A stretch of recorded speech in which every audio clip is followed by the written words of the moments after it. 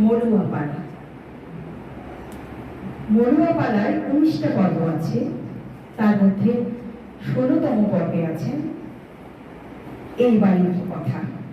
দেওয়ান সাহেবের হাউলিতে মরুয়া, এরকম একটা পর্ব আছে। সেই পর্বের একটু অংশ আপনাদের শোনাবো। হাউলিতে বসিয়া কান্দে মরুয়া সুন্দরী, পালঙ্ক সারিয়া বসে জমিন উপরি। আরাম খানায় আরাম পিনা আইনা সে বান্দিরা, সামনে খাড়া দেওয়ান সাব মাথার দিছে কিরা।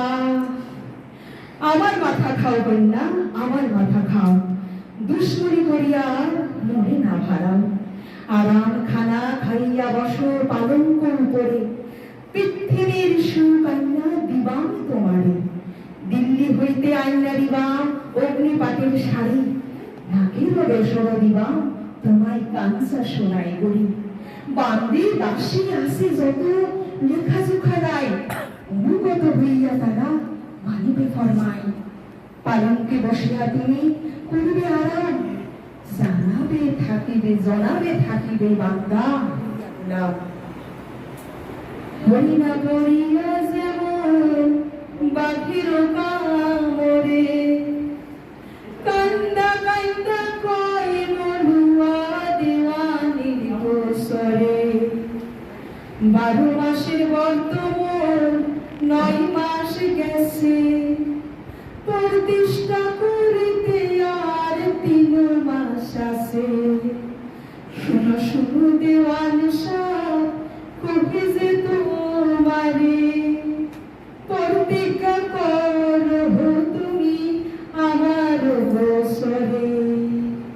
না খাইব উচ্ছিষ্ট অন্ন, না সইব পানি, এক জালি খাইব অন্ন আলু আলুনি। পালঙ্কে শুইতে মন দেবে রাসে মানা, শুইব আমি আসল বিছানা। 1 মাস 2 মাস 3 মাস গেল।